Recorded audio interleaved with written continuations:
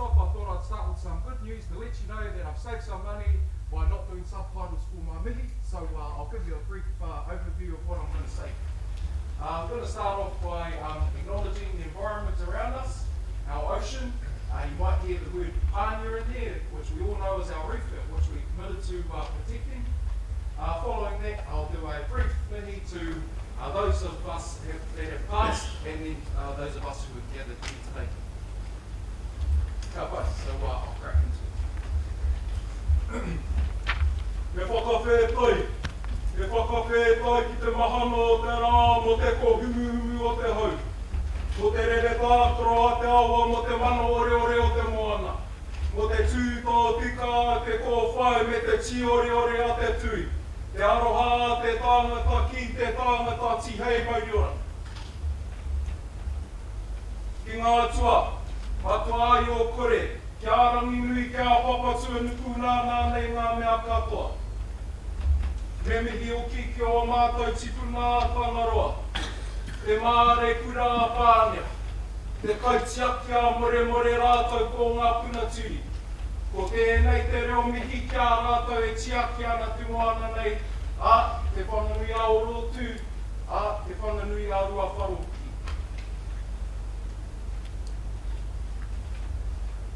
Tēnā koutou i o koutou tini mate. Nō reira haere ngā mate. Haere ki te wākanga, haere ki te kāinga tūturu o tō tātou matua nui te rangi. Haere atu rā. Ka tiwaho, te hunga mate ki te hunga mate, te hunga ora ki te hunga ora, tihei mauro. Ako tēnei te mihi ka pika kia koutou, ngā kai whaipanga o te herenga waka o wahuri. Nō reira nau mai, hara mai, ki tō tātou nei kaupapa. Ko te kaupapa o te rā, ko tēnei te hui tuatahi o ngā whaipanga o te herenga waka o wahuri. Nō reira karawhiu, nō reira tēnā koutou, tēnā koutou, tēnā koutou. Te hoatu te ātu, kia reisi.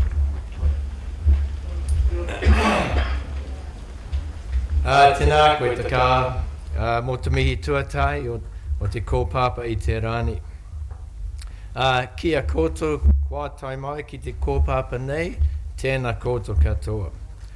So a formal thank you to Te Kā for that awesome mihi, and a formal welcome to all of you who are here today for this very special occasion, the first ever shareholders meeting of Napier Port Holdings Limited. It's our first shareholders meeting since we listed on the stock exchange. So on behalf of the board, I'm delighted to welcome you all here.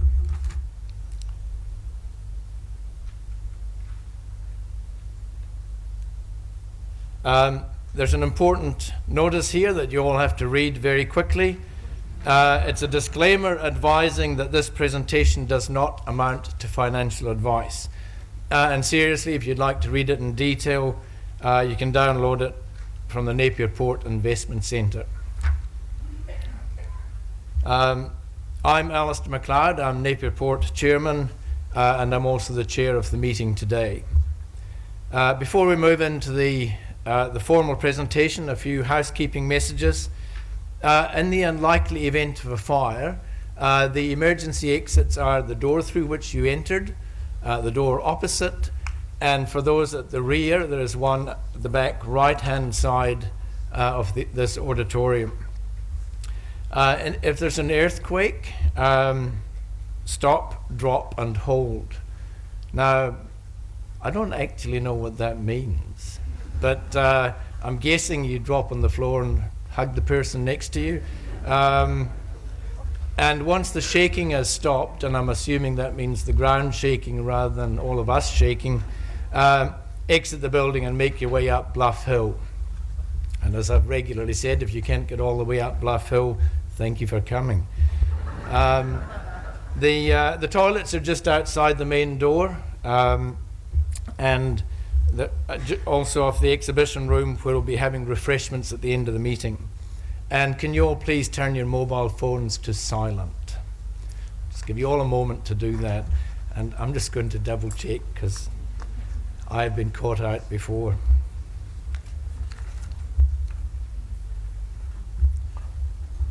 Okay, if we're all on silent, I'd like to introduce our board of directors. We've got Stephen Moyer, and wave, Diana Puketapu, Vincent Tremaine, John Harvey, Rick Barker, Blair O'Keefe, and Wendy Harvey, who's now retired from the board, but I would like to acknowledge her 6 years of dedication to Napier Port, including chairing our Health and Safety Committee for that the entire 6 years. I'd now like the senior management team to stand in order. So Chief Executive Todd Dawson, Chief Financial Officer Kristen Lee, General Manager Container Operations Warren Young, General Manager Commercial David Creel, General Manager Culture and Community Viv Bull, General Manager Marine and General Cargo Adam Harvey, General Manager Infrastructure Services Michael DeVos, who's not here, so he can't stand, Capability and Cruise Manager Bruce Lockhead, our auditors Ernst & Young, who represent the Auditor General, are represented here today by Simon Brotherton, who is at the front. And we have a board observer. It's a tradition we've had for some time to try and bring new talent into the governance group. So our board observer for this current 18-month period is Michelle Fry. So that's them. Okay, the format of the meeting today will be, we'll have a short presentation of the annual results. And by the way, if you're all wondering why I'm reading this script, I'm under very strict instructions not to deviate from it. So it's not the usual style. Short presentation of the annual results before we take questions relating to those. We have roving microphones. I think two people at the front here, Erin and Brianna have got those. So if you have any questions at the appropriate time when you're asked for questions, please raise your shareholder card to ask a question, and one of our people will bring the microphone to you. This will be followed by the 3 resolutions. We'll present the resolution before questions relating to those. We'll present the proxy voting results, and then you'll be asked to vote. And Link representatives will collect your voting cards, I think, at the end of all voting on the 3 resolutions. And I'll announce the final results at morning tea. We'll conclude the meeting with general business. Then light refreshments and a cup of tea will be served in the exhibition hall at the conclusion of the meeting. And after refreshments, we're providing a short bus tour of the port, leaving from and returning to the forecourt outside. If you haven't already registered for the bus tour, please see Chris. Where's Chris? Might still be out there. Oh, he's still out there. Okay, so Chris is meant to wave, so you know who he is. Just go around shouting, Chris! And so after the session is finished, just go out. If you really want to go on the bus tour and you haven't registered, go out there and register. The first bus will leave at 12 noon, and then the next one 15 minutes after that. And we'll just keep rotating the buses until everyone who's registered to do it gets a chance to see the port. But it is important to note that due to customs requirements, you must have photographic ID to go on the port. So if you want to go and you haven't got photographic ID, better luck next year. I think it was clearly indicated to you all anyway. So now for the formalities. The Company Secretary has confirmed to me that the notice of meeting has been sent to shareholders and other people entitled to receive it. The company's constitution prescribes a quorum requirement of 3 shareholders having the right to vote. As you can see, that requirement has been well and truly met. Proxies have been appointed for the purposes of this meeting in respect of approximately 137.5 million shares, representing 68.78% of the total number of shares. I'd like to thank the shareholders for their participation in today's meeting, and I need to advise that my fellow directors and I intend to vote all discretionary proxies we have received in favour of the resolutions as set out in the notice of meeting.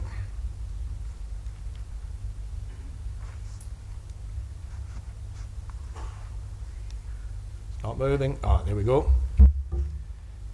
So a quick overview of the 2018-2019 financial year. 2019 has been a huge year for Napier Port. We've seen significant change and significant progress. We received resource consents to build Sixth Wharf, an asset that will future-proof our port for the economic prosperity of the region. In order to fund our future growth, we became a listed company, welcoming more than 9,000 new shareholders, including many local residents, and 97% of all Napier Port employees also became shareholders. I think that's a record. As you know, Napier Port is a key regional long-term infrastructure asset with the purpose of connecting our region to the world. Your port provides direct routes to global markets for the region's high-value export cargo and efficient access for import products to feed the regional and national economy. The financial results we are presenting today show we've made a good start as a publicly listed company. While headline net profit has substantially decreased compared to 2018, the result is in line with forecasts and is the result of costs related to capital restructuring and listing on the NZX. The listing and a successful year means we now have the capital in place to embark on our centrepiece development project, Sixth Wharf, which has been in the making for several years. We're looking forward to breaking ground on this project in the new year and having construction well underway within the first quarter of 2020. Sixth Wharf will position us to deal with the cargo growth we're already experiencing, relieving congestion, which is a major issue for the port at the moment, and allowing the region to thrive. 2020 is set to be another milestone year for Napier Port. We look forward to further delivering on our business plan, commencing on a number of projects that support our strategy to strengthen our networked infrastructure, connect with our customers, harness technology and data, and collaborate with our partners. We'll also be developing our sustainability strategy in line with the United Nations Sustainable Development Goals to guide our response to global issues, our diversity, and enhance environmental outcomes.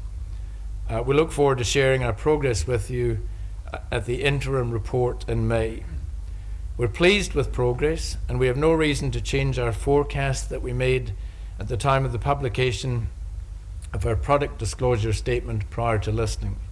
And as you can see, we have a fully imputed dividend of 2.5 cents per share, as was forecast. That, for those of you using electronic banking, that will be in your bank accounts now. At least it was paid through this morning. If you are receiving your material by mail, given the performance at this time of year by New Zealand Post, you may well get it sometime early in the new year. But very fond of New Zealand Post. But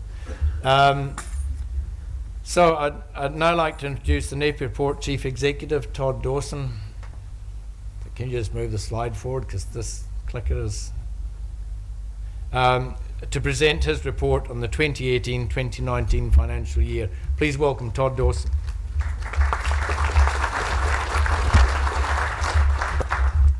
Thank you, Alistair, and welcome everybody. It's great to be here after quite a significant period of time to reach this milestone. Hawke's Bay as a region is experiencing very strong growth. The world wants what our region has to offer. Our purpose, our reason for being at Napier Port, is to do everything we can to support a thriving regional economy. And that means helping our exporters to get their product to global markets and our importers what they need to feed our local economy. In 2018-2019 financial year, it's been a really positive one for Napier Port. We've really set the foundations for our future, and we really are working towards supporting our ability to serve this region for now and for many years to come.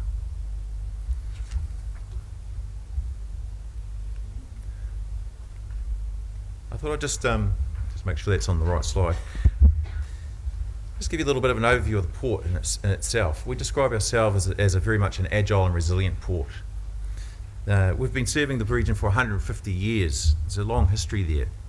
And I think the port continues to serve and grow with the needs of the region. This year we've set very solid plans in place to continue that. Our port is our port's main site, some of the features of it. There's 50 hectares of storage and operational area. We run 6 mobile harbour cranes, which enables us to be able to move those throughout the port as the seasons change throughout the year and change the nature of our operation. We've got more than 1,000 connection points for the refrigerated cargo, which is a big feature of Napier Port and is why it's so attractive for many of the shipping lines to call here.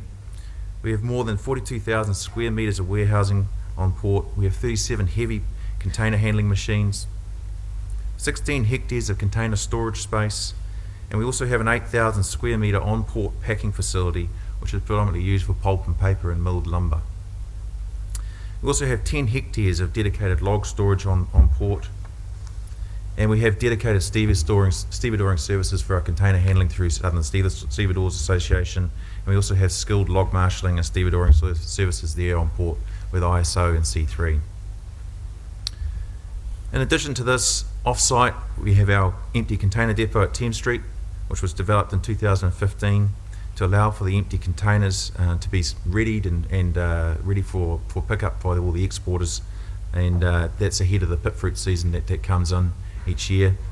And we began also developing Thames Street 2 just in recent months, which I'll talk about more later on. We also have reasonable land holding, 12.5 hectares at Whakatū, which is right between the Turners and Growers facility and the old Whakatū cool stores, and that's there earmarked for future development, and we're just working through different options for what we want to do with that site in the future as well. That site's also road and rail linked. I think it's worthwhile just recapping on some of the business strengths that underpin the port's strategy going forward also. We are a long-term asset, infrastructure asset, as Alistair mentioned, and it's very much linked to the Hawke's Bay economy. We say that there's a very symbiotic relationship between the port. When the region does well, the port does very well, and vice versa. When the port is doing well, the region tends to do well also. Hawke's Bay is currently experiencing significant growth, and in all the key markers we look for across the regional economy, these tend to be trending upwards. Hawke's Bay is really a booming area of New Zealand currently. We also have very good, strong key customer relationships that have been built up over the last 150 years, and we've got a good diversified trade portfolio. And I like to describe this as we're not a one-trick pony down at Napier Port. There is a good blend of cargo and commodities going through us, so we're not just reliant on one or two to keep our port running. We're very well positioned with good cargo visibility for the future. We can go out and touch and feel all those apple trees in the ground. We can go out and touch and feel the pine trees, etc., that are coming towards us as well. We know what to expect into the future based on those close conversations we have with our customers, and we can understand and see what's coming through on all those farms and things that surround us also. And more importantly as well, we are fully resource consented to be able to develop and grow the port as we need to into the future to support the region. We've delivered a very strong historical track record of financial performance for our previous 100% shareholder, the Hawke's Bay Regional Council, and that's really appealed to a lot of investors as we've gone through the float. There's a good strong track record of delivery there. And I also hope that we're going to continue to have that good, long, strong track record of financial performance for all you new shareholders also. We have a very good management team at the port, when they've got good, strong experience and relationships with all our cargo owners and all the other stakeholders across the shipping industry as well, and also well connected into our community. This year, we took the opportunity to really refresh our business strategy. It's very important for us to be able to tell our story strongly, particularly in the year when we went through the public float. We worked with our team, our customers and our stakeholders on our purpose. I've said to many people, we need to have a think about what is the purpose of the port. And a lot of people say, well, you're a port, it's obvious. But actually, when we took a little bit of a step back and have a good hard think about it, our purpose is around supporting this region. And so we come up with the words, together we build a thriving region by connecting you, our customers, our people and our community to the world. that purpose statement really underpins everything that we then do around our strategy and our roadmap moving forward. Off the back of that, we established our strategic house, which includes 4 key focus areas. One around building much closer customer connections and understanding exactly what our customers that work with the port require from us, and that's not just shipping lines, that's our cargo owner customers. What have they got plans for? What do we need to develop for? What do we need to think about in terms of making sure that we can service their needs? We also have a key theme around harnessing data and technology within the port. Now, ports do gather and collect a lot of data around various different aspects, not only of the operation itself and how the port runs, but also of our customers' businesses. We use a lot of that information to be able to drive efficiencies within the port and make sure the port is running as efficiently as it possibly can. But equally, now we're looking to use that data more to be able to help our customers' businesses become more efficient as well, and inform how we can add additional value to their businesses and make their cargo as sticky as possible to our port. Networked infrastructure. We need to make sure that the port is very, very, very well connected from an infrastructure perspective into all the road and rail and the sea and our customers' warehouses, the supply chain that comes in and out of the port. And we also, that customer connection, need to understand what do we need to develop and build for in the future. So we have a very firm strategy, and the centrepiece around that at the moment is obviously the development around Sixth Wharf. And then building collaborative partnerships, recognising that we need to have strong partnerships with our customers, with our people, with our community, and with other partners and service providers that support the port, and recognising that we don't have to be all things to everybody, but we want to work with people that have the same type of aspirations as us, which is to make the region grow and thrive. And of course, this strategy helps to define and map what we're going to do over the next into the future and the future years. And we now have a very clear roadmap that takes us out at least 10 years as to what we're going to be doing and building for. But we couldn't do that without the foundational culture that we have in the business. And one of the things that's really special about Napier Port is the culture that we have in our port. And it's quite unique and different from what I've seen in other ports around the countryside. And it's been built up over 150 years, so it's something that is important to us to recognise and support. And that we call it our culture of care, and that's demonstrated by our care for the health and safety of our people, the care for our customers and their cargo, and our care for the environment and the communities that we operate within. And this overarching strategy really does drive everything that we do now at Napier Port. I'm going to touch on a few of the highlights from this year. 2019 has been a significant and historic year for Napier Port. We've seen a strong operating result and continued growth across all our major trades. We enjoy a buoyant local economy and rural sector, seeing continued investment in the Hawke's Bay, despite some of those global trade headwinds that we will hear about, and recent pricing fluctuations in the forestry and fibre industry as well. We've had a lot of investment in new infrastructure, plant and equipment, and this is really boosting our operational capability and resilience. We've added additional experience into our senior management team this year, and that's going to be driving our strategy and innovation agenda and our commercial areas of the business as well, to support our region and also the out-of-regional growth that we're looking to bring in through the port.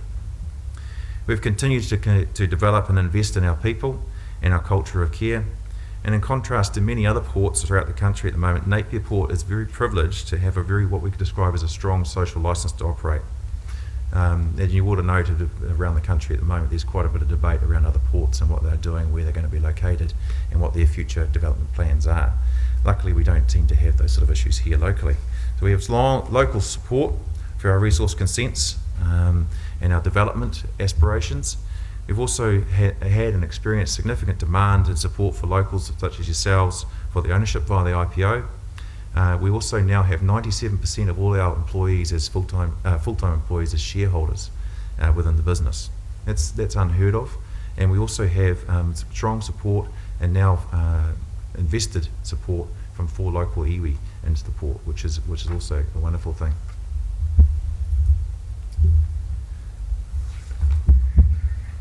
So as I said, 2019 has been a significant year of change and also progress for us. We've made a good start as a publicly listed organisation, and we've delivered a strong operating result, and we're seeing continued growth across all our major trades. We've gained 9,000 plus new shareholders. We also now have the balance sheet that we need to support the growth of the port and our region. As you can see there, 5.5 million tonnes of cargo this year. That's up from 5 million last year, 687 ship calls. some of the other key features around the port, in terms of the log tonnage, for example, we did 2.58 million tonnes of logs through the port this last year. That's up from 2.2 the previous year, up from 1.6 the year before that. Apple's up around 8% in terms of growth in cargo volumes this year as well. So there's been some significant growth and some significant milestones hit at the port this year. I'm going to hand over to Kristen, our CFO, and he's just going to run you through some of our financial numbers for the year, and I'll come back and speak some more later.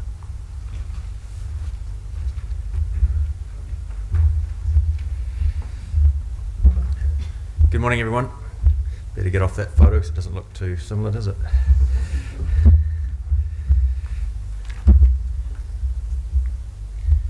"2019 has been a big year for cargo volumes with new records set.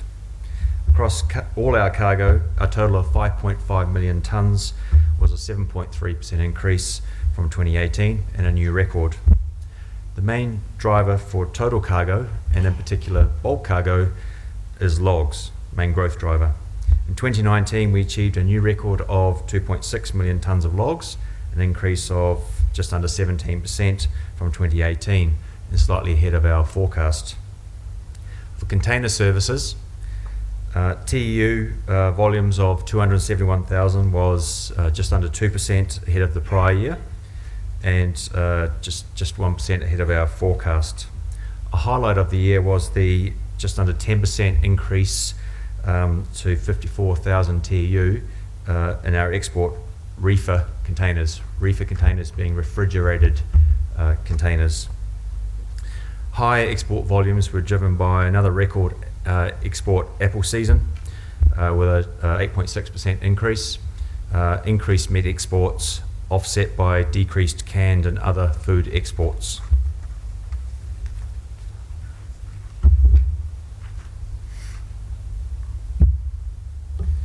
As forecast, 2019 cruise vessel visits increased to 70 from 57 in 2018, representing just under 23% growth. 2019 cruise revenue increased 46% to $3.7 million versus 2018. Cruise is a major contributor to the region, with Statistics New Zealand estimating that cruise passengers spent $28.4 million in Hawke's Bay in the year to June 2019. The Napier Hawke's Bay cruise call continues to be rated highly as a cruise destination in Australasia, which is a credit to the local community and those involved in providing the cruise experience, as well as Napier Port staff.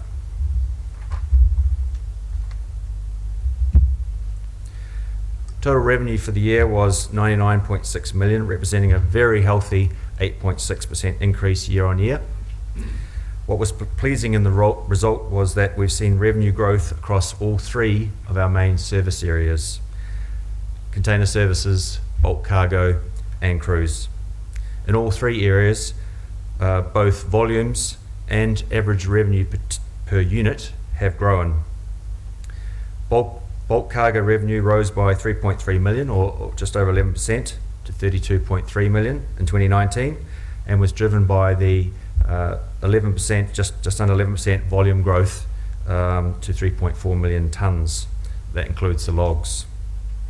Containers, a good result for container services was achieved, with revenue rising $3.1 million, or 5.5%, to $61.2 million. In addition to the 1.9 increase in TEU volumes during the year, revenue increased due to the introduction of pricing initiatives to recover the cost of infrastructure and investments made to extend our capacity and support growth.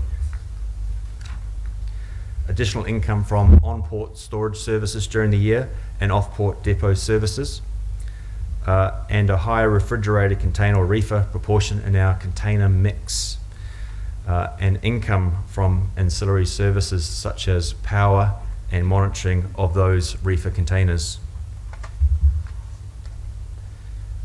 Statutory net profit after tax, or NPAT, as shown on the slide behind me, for 2019, after deducting costs associated with the IPO and restructuring our debt portfolio position, the balance sheet, was $6.8 million, significantly reduced from 2018. However, on a pro forma basis, which adjusts for the significant one-offs and the IPO capital structure changes, net profit of 19.8 million for 2019 was 0.6 million ahead of our forecast and 2.2 million higher than 2018.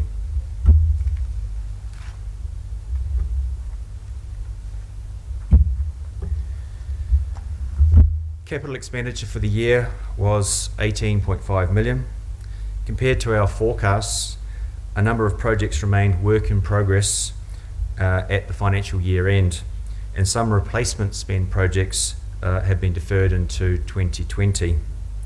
Key development projects in progress at year end were Sixth Wharf pre-construction phase, progress payments for our third tug car wecker, since now received, and the further development of our off-port Thames Street container depot.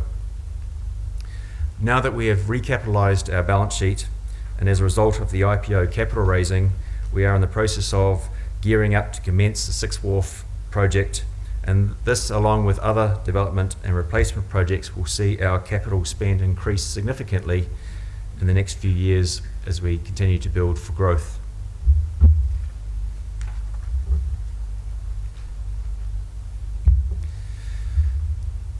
Apologies for the lots of numbers, but compared to 2018, we have a transformed balance sheet.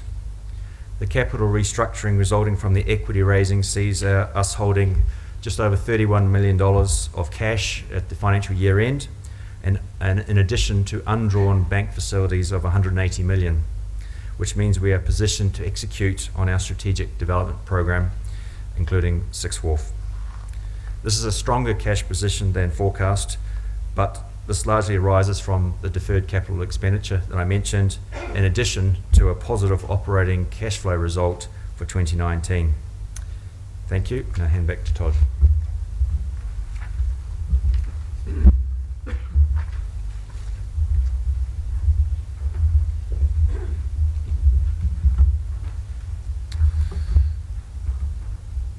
Thanks, Kristen.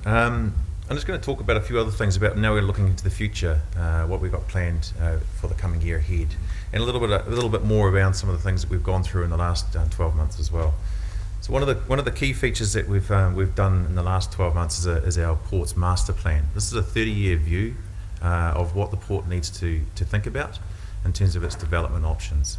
It was quite an extensive process taking place over the last 12 months. As you can see, it's gone through sort of 3 different stages.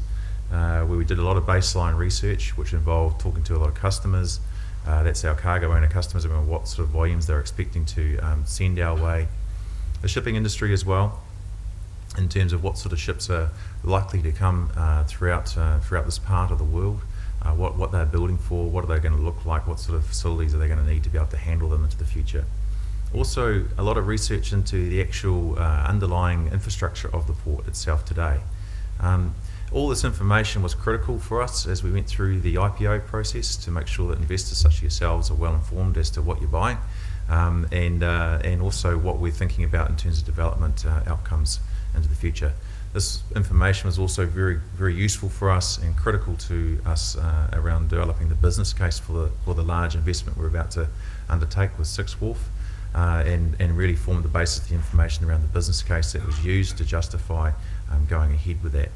Pleasingly, for myself and also for the board and the management team, that master planning process certainly confirmed that we do need to go ahead and develop the Sixth Wharf, and that's critical for the port, but also for this region to be able to continue to grow and thrive.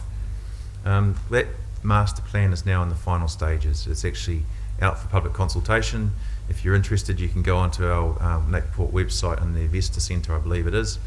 You can download that document and have a look. It's a very interesting document. It talks about a lot of things that we're thinking about in the future. The other thing that it does do is it confirms that we have options beyond Sixth Wharf should the trade flows and things that the port is expecting to take or see may require us to develop more in the future. And those options are within the port itself, plus also utilising some of those other off-sites that I spoke about earlier, such as Whakatu and Thames Street and other facilities that we would need to think about. So quite an exciting document, and it's the first of its kind for Napier Port to have something like that in terms of a 30-year view of where we're going, what we need to build for. Kāweka, I'm personally pretty excited about this one. We got a new shiny tugboat, and that arrived just a month or so ago. Interestingly, Napier Port, all our shipping today, over 80% of all our shipments or shipping moves requires 2 tugs. If you're anything like me and got an interest in the marine environment and boating, you'll know that boats can break down and are expensive items to maintain. And even though you can do your best by maintaining them all the time, that risk of not having a tug available, and the nearest one being probably 5 days at a minimum, sometimes probably 3 or 4 weeks away, to bring it back up, is just not acceptable from the port's perspective, to be able to make sure that this region's cargo can stay connected to the world. So it also means that by bringing a 3rd tug on, we can actually improve our ability around manoeuvring of vessels. Some of the vessels coming in and out of the port today are restricted by daylight hours only. With a 3rd tug, we'll be able to look at bringing those in 24 hours a day, different times of night, and also will improve our ability to manoeuvre vessels inside the port, which will overall lift the availability and utilisation of the existing wharfs. The guys will also get a lot of practice with a 3rd tug, which is required anyway when we bring on 6th Wharf to handle vessels on and off 6th Wharf in the future. So we're very, very pleased to receive Kāweka. We worked really closely with locals around the naming of it as well, and had a great launching ceremony for Kāweka a little while ago. And I think there was a video playing before which was part of that. So Kāweka is a nice addition to our fleet. Thames 2, we are building capacity down at Thames 2. Currently that site is nearing completion, should be going live in the early new year, January-February timeframe. We're moving a lot of our on-port, on-terminal activities, such as what we call our pre-trip and wash facilities. Those are areas that we actually get containers ready for exporters to come pick up. Some of those activities will be moving down to Thames Street to be conducted down there. That will also free up space on the terminal as we go into the construction program. Always planned to take place, this sort of development, but also it's pleasing to be able to see that development come on stream and be able to provide a good level of service and a good facility for all our exporters to be able to utilise and pick up their containers for ready for export. 6th Wharf, obviously that's the key feature of our infrastructure development plans at the moment, and will be our most significant investment that we'll be making. It'll be 350 metres long, all along the northern face of the port there, and as Alistair I think mentioned earlier, we'll be starting full-blown construction on that, with people mobilising, construction companies mobilising in early January of 2020. 6th Wharf will improve the availability of all our other wharves as well, and it will reduce all the secondary moves that we are forced to perform today. So today, because we're a breakwater port, we have to manoeuvre most of our vessels inside the port, and given the size and the number of vessels, I've said many times we're running out of parking spaces, but also with the size of those vessels coming in to the port, we have to vacate or evacuate other vessels to bring the bigger vessels in and out of the port. So we're doing a lot of secondary moves as a result of that, and that's meaning we are a very congested port, and availability or utilisation of our wharves is far in excess of what international standards or benchmarks would typically see with ports. So we're quite excited about 6th Wharf, and obviously we've gone through quite an extensive process around looking at what sort of design it needs to be, and we've gone through an extensive process with a business called HEB, who are the preeminent marine construction company based in New Zealand, and we went through quite an extensive process for looking at different companies to utilise. HEB have got a good strong track record of delivering these sorts of wharfs around the country on time and to budget, pleasingly, and having a local experienced team and all the equipment available in New Zealand to mobilise here. So we've recently signed that contract. That's nailed down a lot of the moving parts or variables within the cost estimates now, so we're pleased to be able to say that the estimates that we put out around the construction costing at the time of the IPO are now locked and loaded, so that's a good outcome. One of the other things that we've done this year, and Alistair again spoke about it earlier, was our alignment with the UN SDG framework. And this is a topic that is becoming more and more forefront of our minds in the port industry, for ports across New Zealand, but also across the world. What we describe as maintaining our social license to operate is becoming very, very important for us. But from Napier Port perspective, it's been really quite an interesting process to go through and actually just selecting this framework, because there's a lot of different ideas out there around what sustainability really means. For us, it's a much more broad and encompassing topic. It's not just about declaring a climate crisis or how much carbon emissions we're going to save or those sorts of things. It's a much broader topic than that. And it's also around how we look after our people and our communities as well. And so we've selected the UN SDG framework, which has 17 different types of goals across it, encompassing a number of different areas. And pleasingly that we've identified that the port's already doing a lot of good work in this space today. But what this now enables us to do is actually now to start to formulate a strategy around how we're going to move forward in this important area, and make sure that we continue to grow and maintain that social license that we have, as opposed to what we see around the rest of the country with some of the other ports, and make sure that that is enhanced and maintained, and we assure that that's critical for our future, to make sure that our community continues to support what we need to do to be able to continue to serve this region. There's a document on that sustainability framework as well on our website if you're interested to have a look about what those UN SDG frameworks and development goals are all about.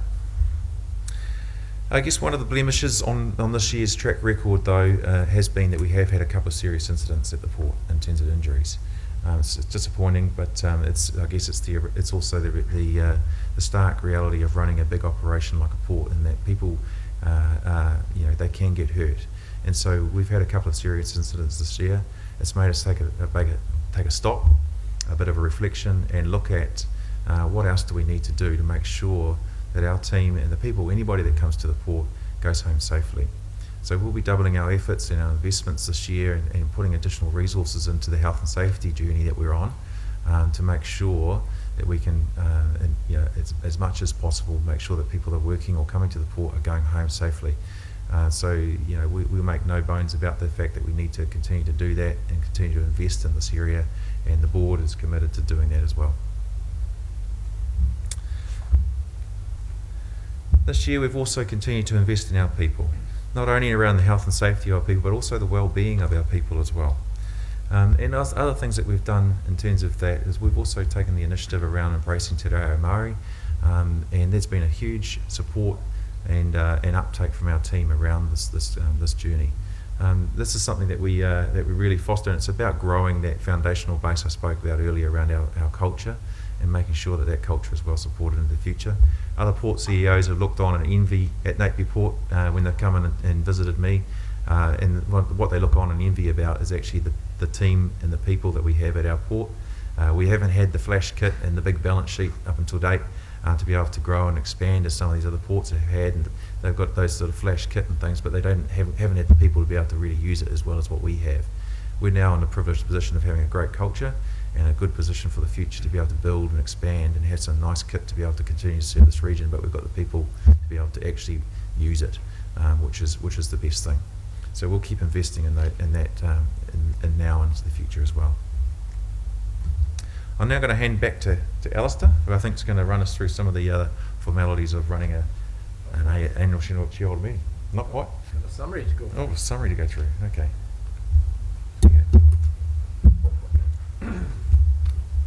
Thanks, Todd.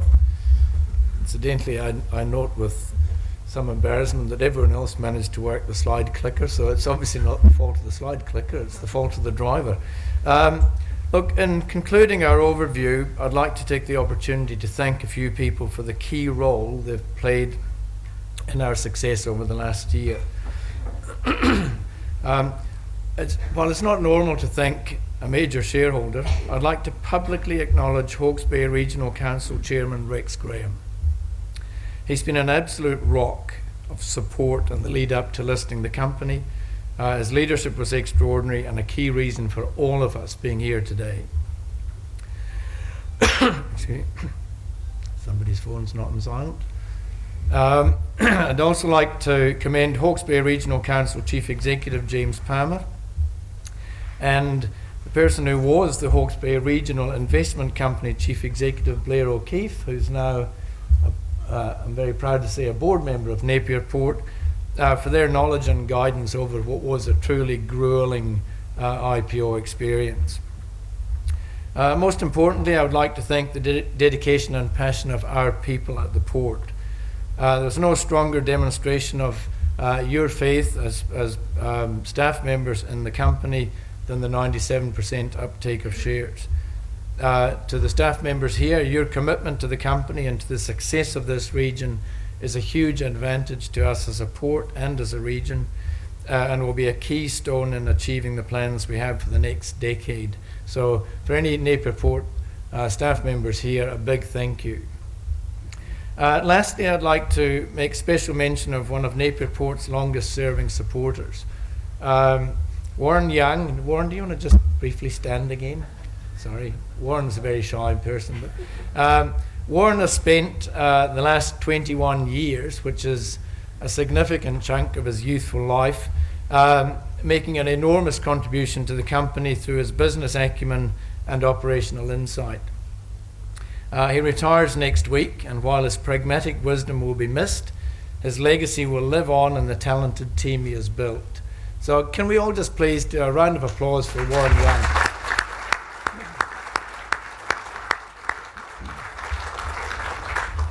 There aren't many Warrens in the world, I can tell you that. Okay, now that we've concluded the presentation of the annual results, I'd like to open the floor to questions. Again, if you have a question, please raise your shareholder card. Can we all have a practice wave of our shareholder card? Yeah, you've all got the hang of it, that's cool.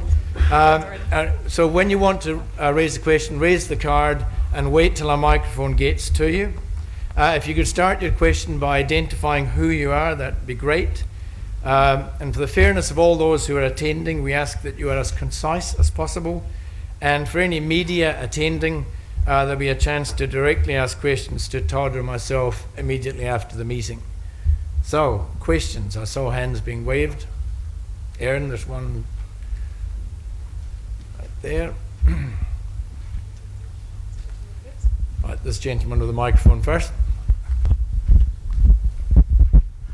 My name is John Witts, and I'm a shareholder. And according to page 62 of your report, Alistair, you got paid $103,979,000. I take it that's a mistake. Sorry, what does it say? Directors for remuneration, 103,979 with 3 noughts above it. Oh, I so wish. That is clearly a mistake. And I can't believe we missed it. Thank you for that. We may well get you to proofread the next one. Thank you. Or alternatively, help me get the money. Sorry, that's not on. Doug Henderson. Yep. Just a question, it probably is in the annual report in detail, but it wasn't mentioned either by the CEO or yourself. What proportion of business is really coming from outside Hawke's Bay, Manawatu, Wanganui, and to what extent is the port working to try and gather more business from that side rather than just Hawke's Bay? Well, the short answer is 80% comes from within 100k, I think, is the standard stat. And an enormous amount of effort is going into attracting additional business. And as Todd mentioned in his comments around social license to operate, a number of other ports around the country are losing their social license to operate. We've seen a lot of media about potential port closures and movements, and all of that uncertainty, quite frankly, is good for Napier Port. So we're looking to do everything we can to usefully extend the reach that we've got. Does that fairly cover the question? Other questions? There's one back.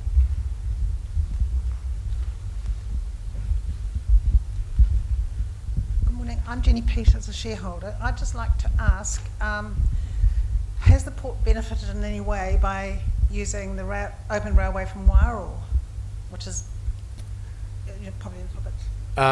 The short answer is not yet. I don't think we've had a single loaded train from Wairoa. Yeah, no, I'll answer that. So no, not yet. The rail line is technically open. One train has gone through that with the politicians on it.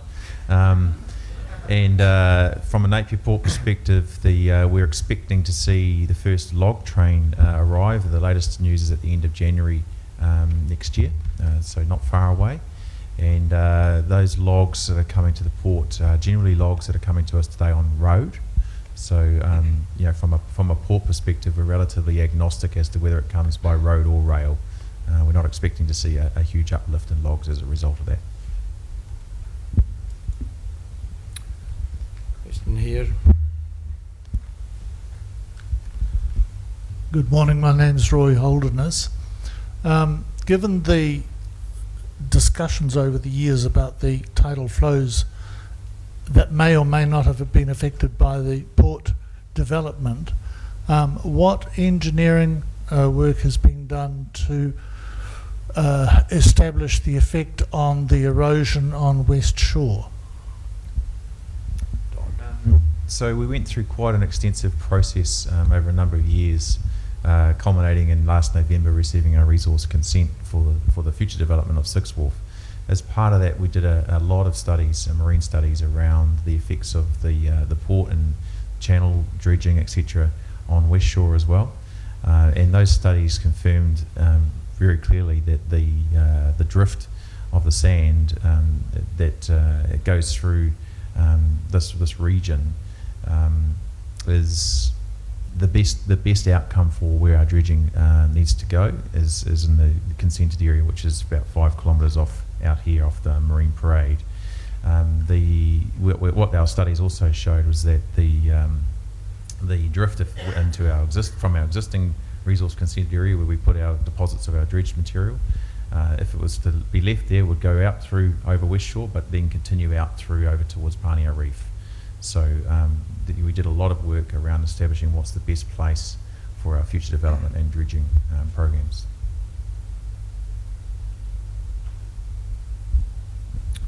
Any more question here? Oh, sorry. So we've got two. This gentleman. Just Brian Underwood. I'm a shareholder. A large part of what we're doing through here is logs.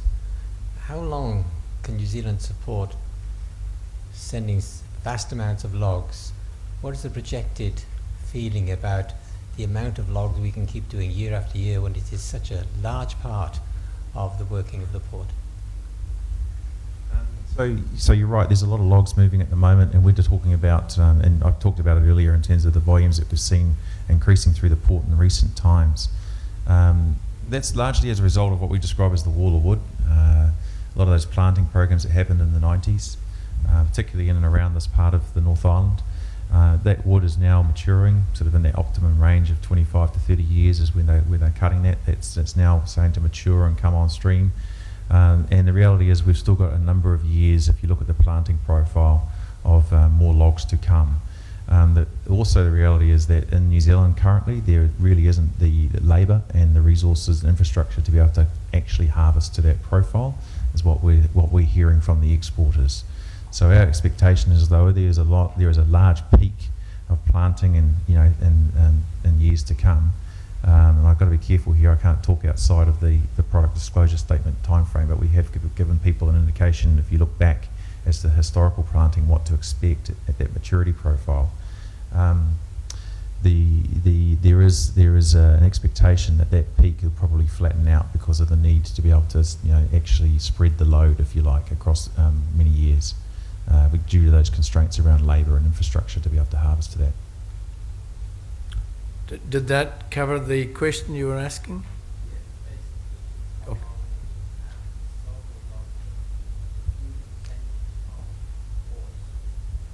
Right, so if the question is about the sustainability of the volume going through the port, you're not seeing nervousness up on the stage. There was a question here, Aaron, I think. Thank you. David Sewell from Napier.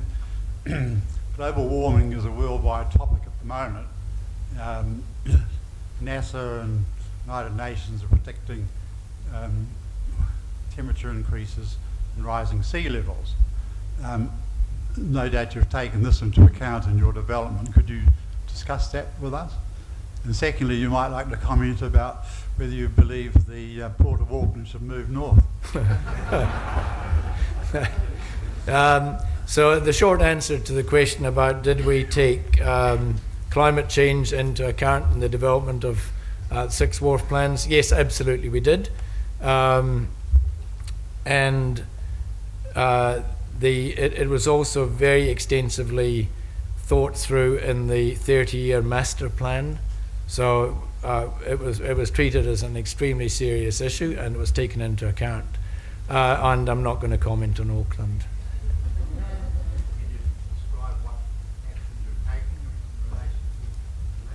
I'll cheerfully hand over to Todd for the details. I guess one of the challenges with the climate, warming and sea level rise and bits and pieces is actually getting a number that you can plan to. It's very hard to say, is it going to be a centimetre or is it going to be a metre? So what we've done and the approach that we've taken is that we're making sure that the future development, particularly the likes of Six Wharf, is built to a high resilience level, and that will, that means that from a resilience perspective, it will stand up to what we're expecting to see in terms of the types of seas that are going to come into this region, but also potential earthquake shocks and things as well, because it's considered a lifeline asset for the region. But the challenge with the actual sea level rise is, if someone can tell me exactly what it's going to be, then we'll build and construct for it, but we don't know. If the sea level rises are higher than predicted, how does the port fare then? That's a good question. To be fair, the rest of New Zealand will have, a lot of them will have bigger issues than we do, and it will be an issue that affects the entire economy, not just Napier Port. Other questions? We've got another one at the front here, Aaron.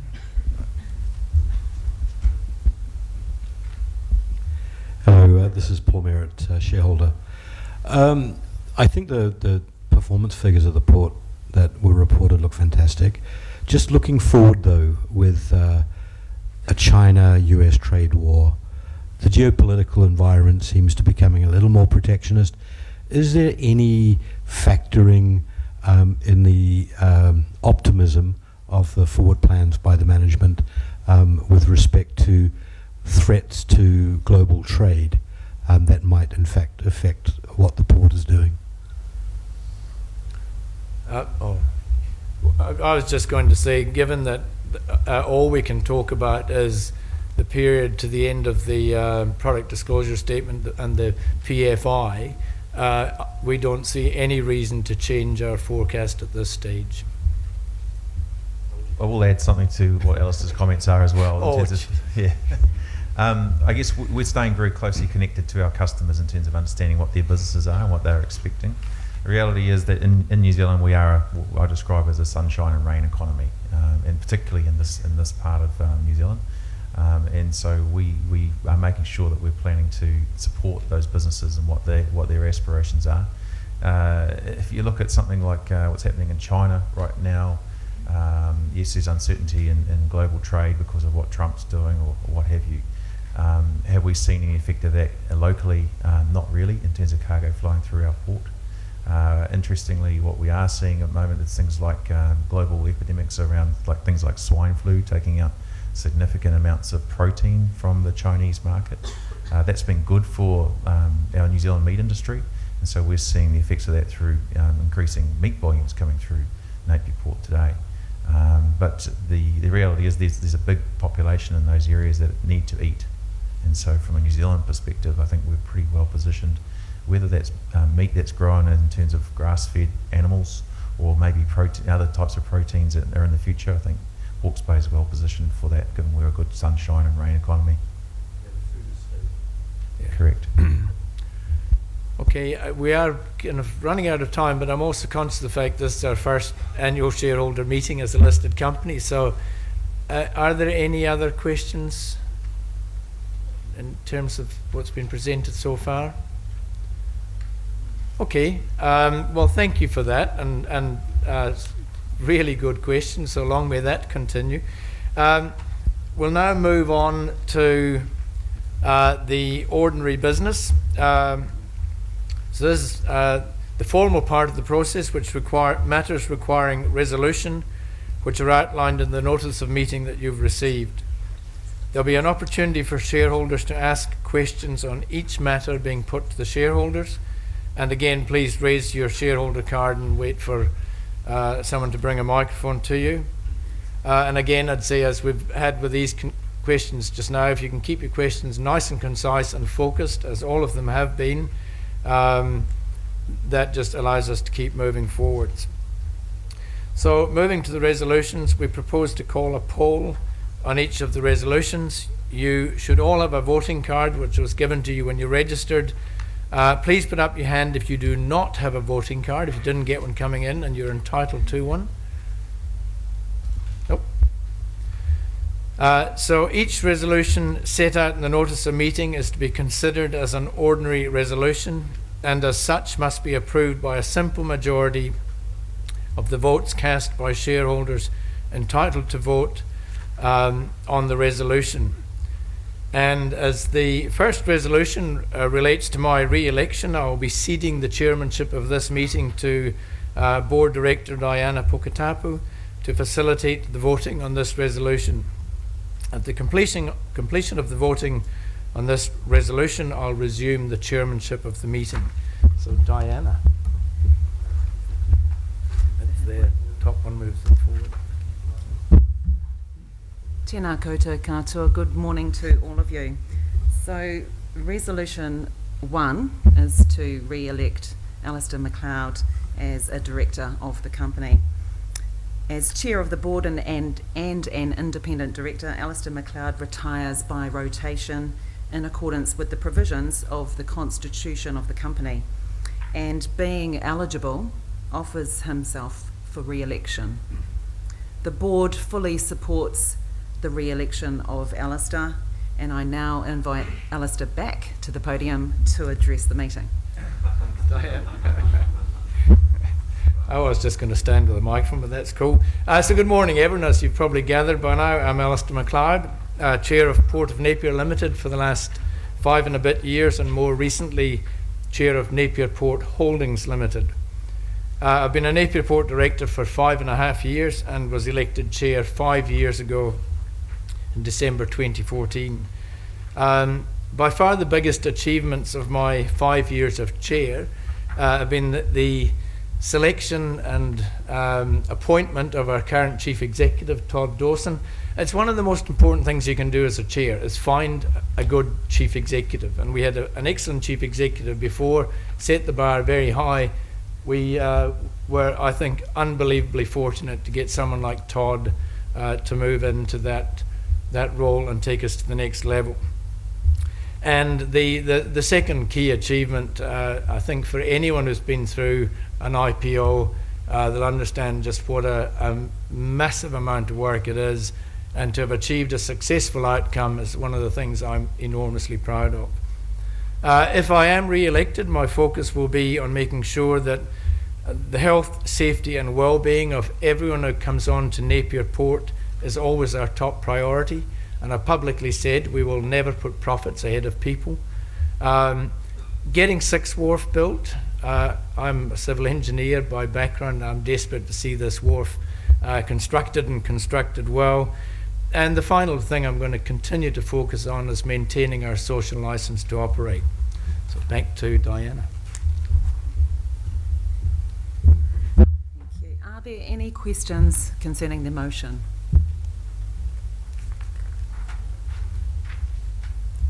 Okay, no questions. So proxy votes for resolution 1 are now shown on the screen. And if you can please now mark your voting cards in the way you wish to vote by ticking for, against, or abstain in the appropriate place on the voting card.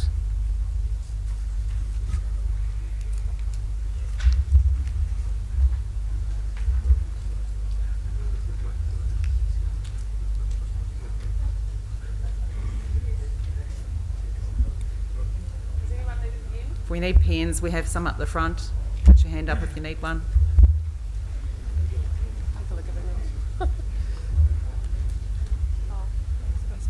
Okay, now that resolution 1 is complete, I'd like to cede the chairmanship back to Alistair. Okay. Thank you. Thanks, Diana.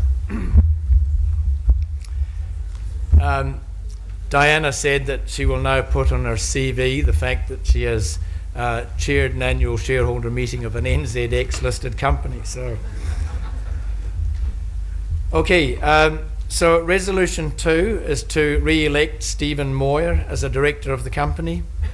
Non-executive independent director Stephen Moyer retires by rotation in accordance with the provisions of the constitution of the company, and being eligible offers himself for re-election. The board fully supports the re-election of Stephen, and I now invite Stephen to address the meeting. Stephen.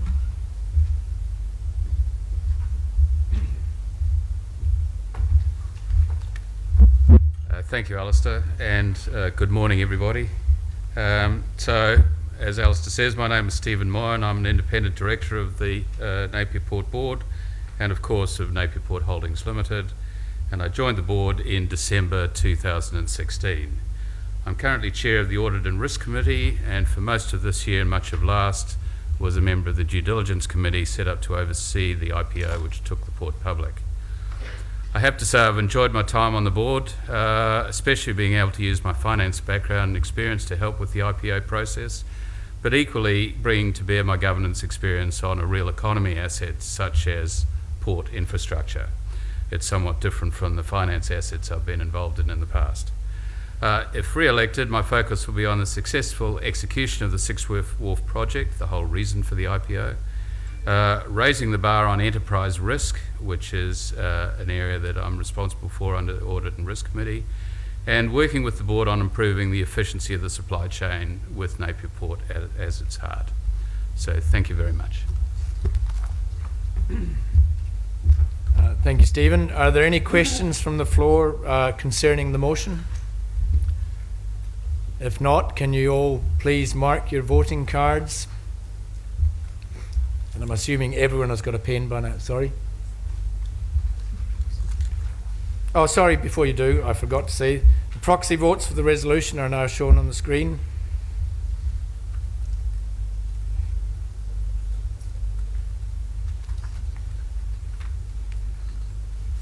Everyone tick the box they desire.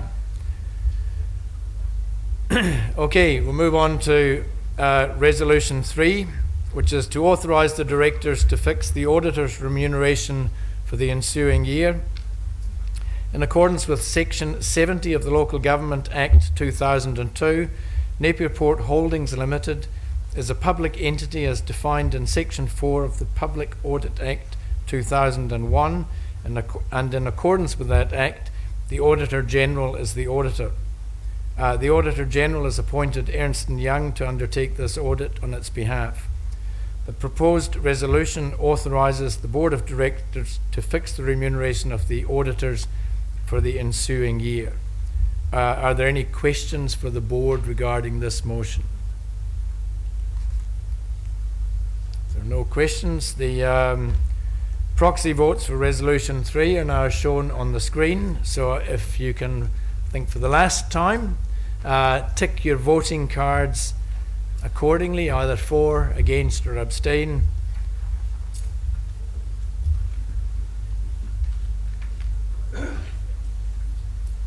And once you're all done, our registry, which is Link Market Services, will move through the room and collect the cards. So I'll give you a few minutes for that.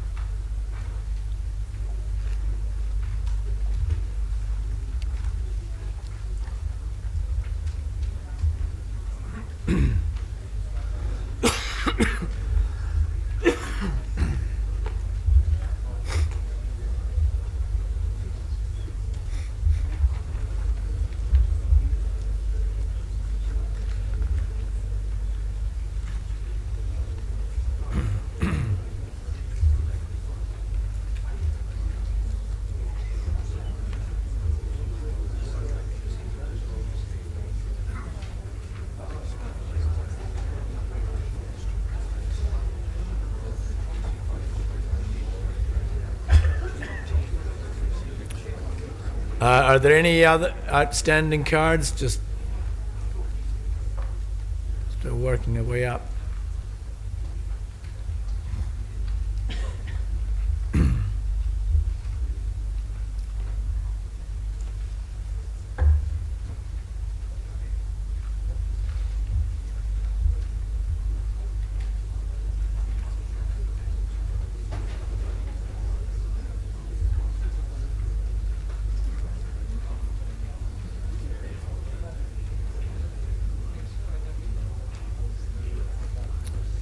If your card is still uncollected, please wave your card so we make absolutely sure we get all the votes. Nope. Okay, Link Services, the clock starts now. The floor is now open for general questions. And again, just if you have a question, or you can't wave your voting cards, wave your hand, wave something, and just wait for the microphone, same process as before. And for the sake of good order, we'll try and keep it to one question per shareholder. Well, I don't mean every one of you has to ask a question. I need to rephrase that. Once you've asked a question, that's it. Question at the front here, Aaron. Thank you. Just a technical question. With the modernisation of the port, what type of mooring system is proposed for Six Wharf? Oh, do you want to go into the Moor Master, Todd? Question. So Six Wharf's being designed with a system called Moormaster, which is a company called Cavitec that we're looking at using for that. So it's basically a system that sucks the ship onto the side of the wharf. It will also have conventional lines as well, but we'll be using Moormaster. Yeah, and that's to make sure that we can handle all the different types of vessels that are coming and going, but equally because of the swell conditions that we get at Napier Port, to hold them safely. Good question, though. Any more questions? Question right at the very, very back. Aaron is.